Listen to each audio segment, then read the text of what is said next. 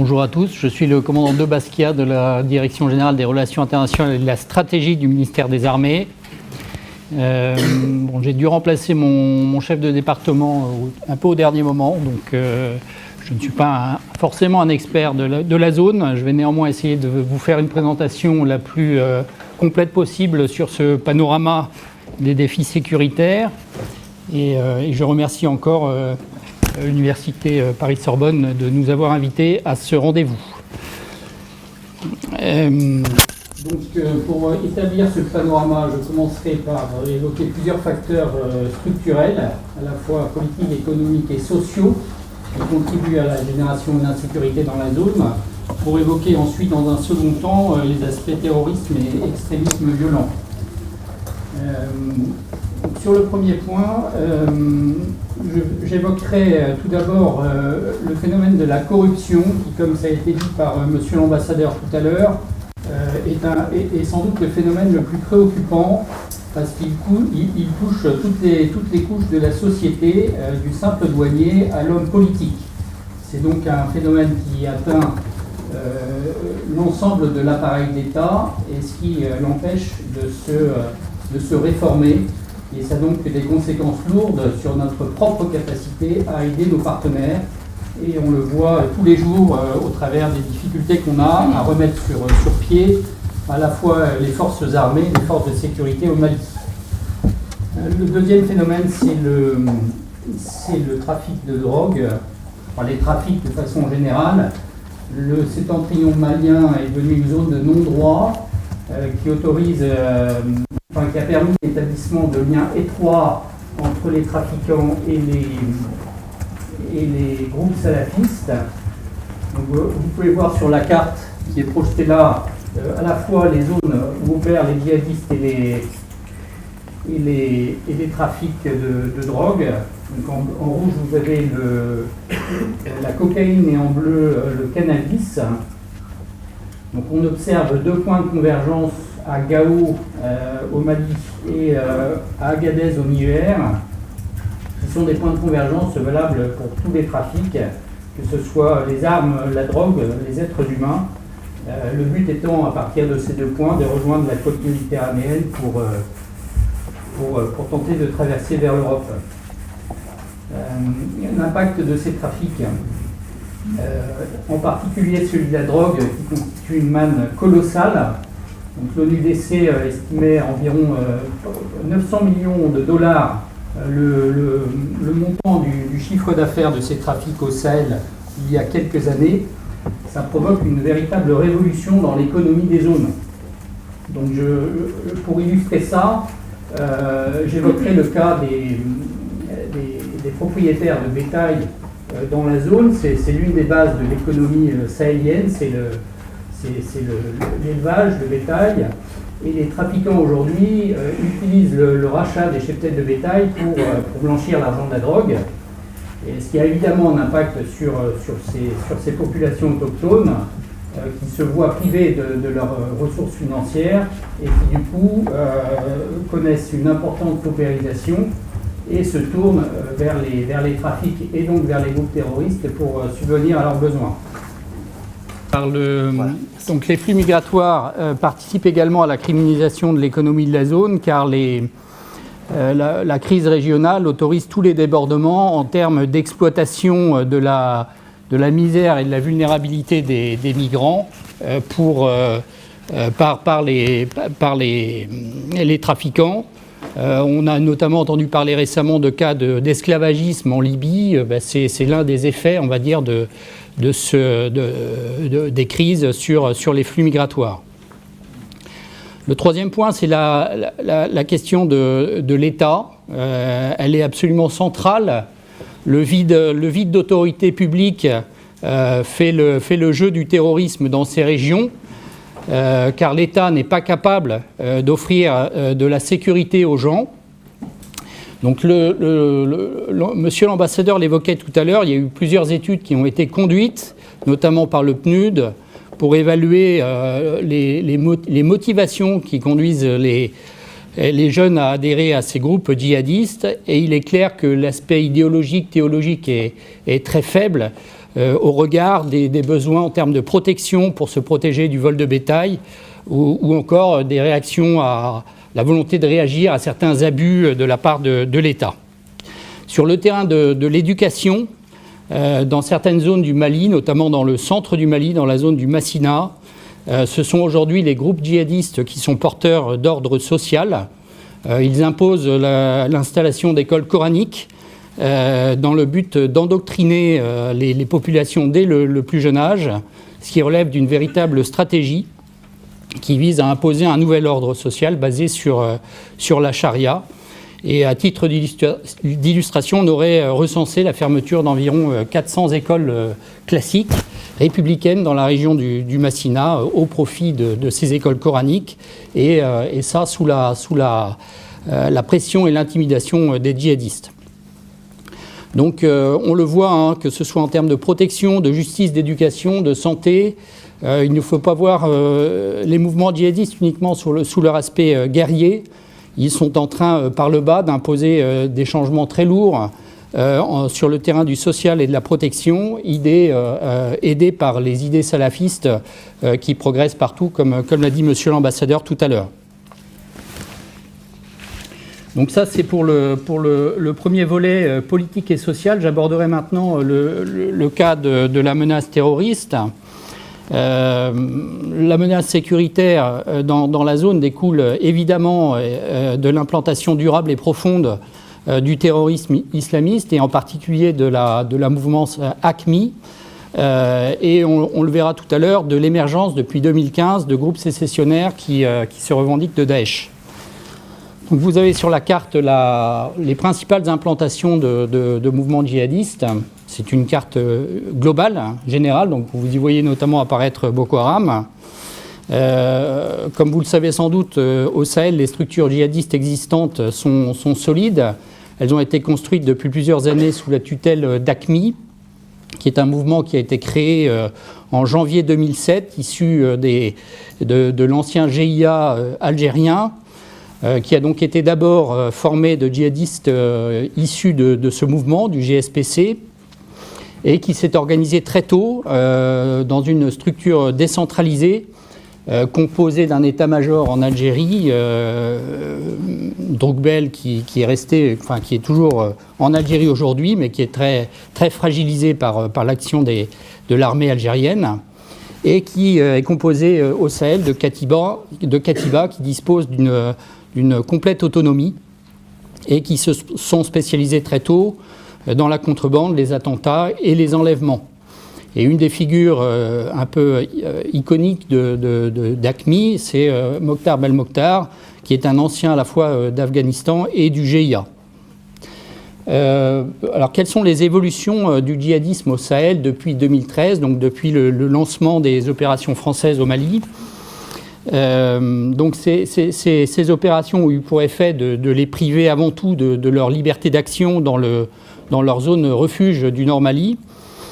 Ils y ont survécu grâce à une stratégie de déprofilage, en se rendant invisibles au sein des populations et en tentant de déplacer les hostilités vers le sud et en s'attaquant notamment à des pays qui avaient été relativement épargnés jusque-là, comme le Burkina Faso et la Côte d'Ivoire. Ils ont également modifié leur mode d'action pour éviter l'affrontement direct avec les forces internationales et nationales, pour adopter des modes d'action asymétriques en privilégiant des actions ciblées et locales à moindre risque, que ce soit les embuscades, la pose d'engins explosifs improvisés, des tirs d'obus et de roquettes, ou encore des attaques par véhicules suicides. Ce qui leur permet de maintenir une pression permanente et générale et d'infliger à moindre coût des pertes à leurs adversaires et de maintenir aussi un régime de terreur vis-à-vis des forces de sécurité maliennes ou encore de la population. Ils n'ont pas hésité non plus à franchir les frontières pour s'attaquer aux pays voisins. Aujourd'hui, ce sont le Niger et le Burkina Faso qui sont directement concernés par les groupes djihadistes. Et la porosité des frontières, qui est un mal régional, leur permet aujourd'hui de se réfugier ou de se replier de part et d'autre des frontières pour se protéger.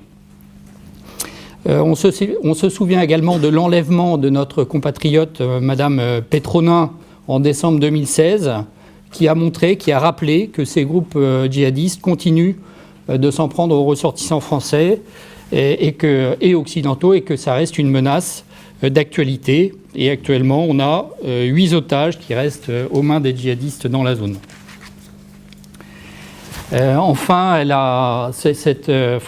l'organisation des groupes a évolué l'année dernière, en mars 2017, avec la fusion de tous les groupes qui se revendiquaient d'Al-Qaïda, donc Ansar-Din, Aqmi, Al-Morabitoun, au sein d'un groupe unique que l'on appelle le groupe de soutien à l'islam et aux musulmans, qui est dirigé par Riyad El Ghali, le principal terroriste du Nord Mali.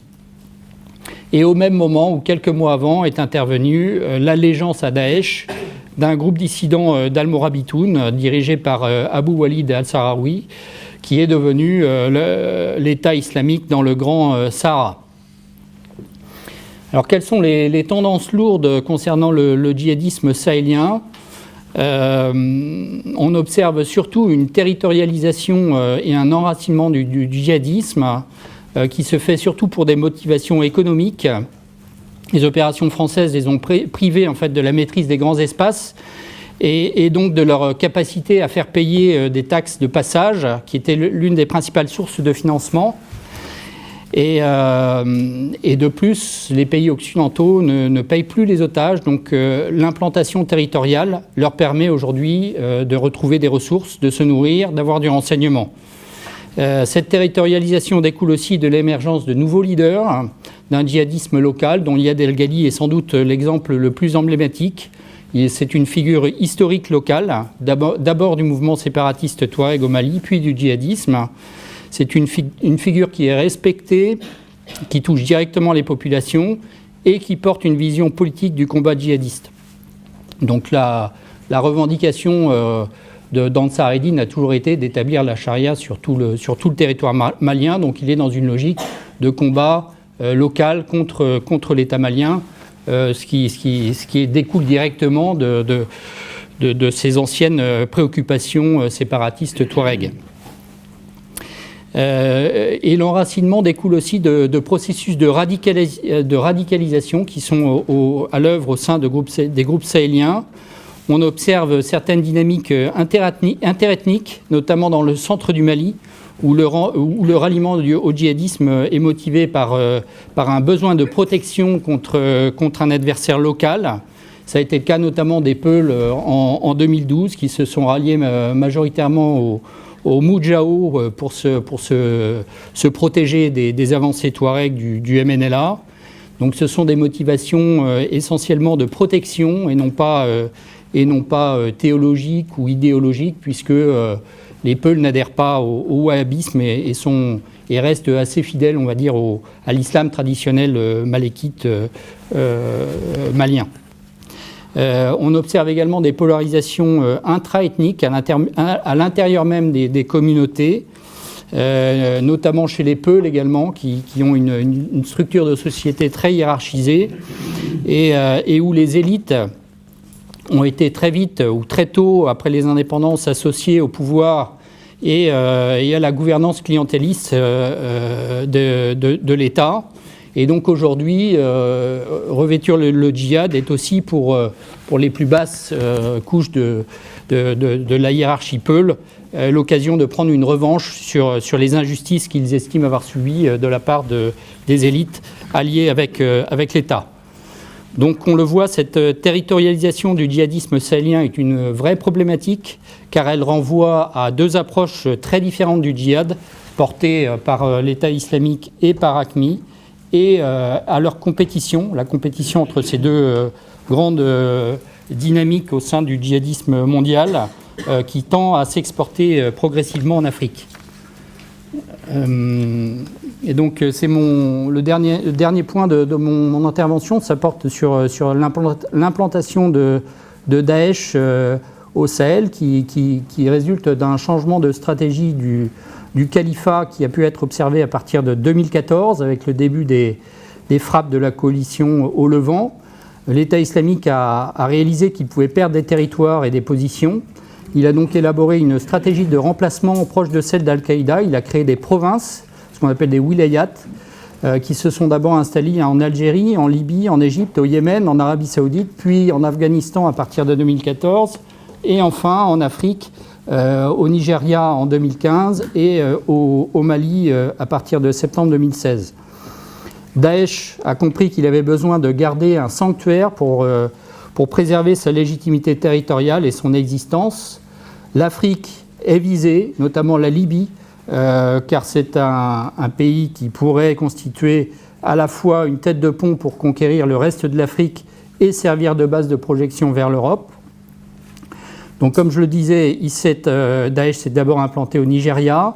On a toujours deux branches de Boko Haram, dont une qui est officiellement reconnue par Daesh, qui est la branche Al-Barnawi, qui est le fils du fondateur de Boko Haram, Mohamed Youssouf. Ce sont deux branches qui sont rivales, mais qui rassemblent un total de plus de 7000 combattants. Donc c'est une vraie menace régionale. Et au Sahel, on a deux groupes qui se rapprochent de Daesh. Au Mali, dans la région est du Mali, donc dans la zone de Ménaka, débordant sur le Niger, on a donc l'existence d'un groupe qui s'appelle la province du Grand Sahara, qui a été adoubé par l'État islamique en septembre 2016, qui regroupe environ une centaine de combattants, qui a mené quelques attaques, notamment l'embuscade de Tongo Tongo, qui a tué des soldats américains à l'automne dernier.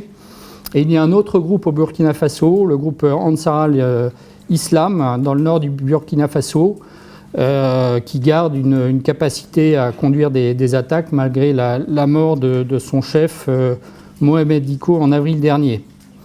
Donc on le voit, on a une structure de l'État islamique qui commence à se mettre en place en Afrique et dans laquelle le point de convergence pourrait être le Niger. Néanmoins, si la compétition entre Daesh et Al-Qaïda est réelle à l'échelle globale, elle reste encore assez peu perceptible au Sahel, où les questions d'allégeance et de choix doctrinaux n'ont pas une réelle importance. Le rattachement à l'État islamique ou à Al-Qaïda apparaît plutôt comme le fruit d'un marketing pour gagner en visibilité et n'influe pas réellement sur les stratégies des groupes. D'ailleurs, on a observé une forme de rapprochement, de coexistence entre entre le groupe de soutien à l'islam et aux musulmans et le IGS, puisque Iyad El-Ghali et Abou Walid al-Sahraoui se seraient rencontrés pour se répartir les territoires et considérer que le IGS devait rester sur la zone frontière entre le Mali et le Niger. Donc voilà, je conclurai ce rapide panorama en soulignant donc la complexité de la situation eu égard à ces multiples facteurs de crise. Le terrorisme est évidemment le facteur le plus préoccupant, le plus violent, et c'est surtout celui qui complique le plus les tentatives de stabilisation de la région. Voilà, je vous remercie de votre attention.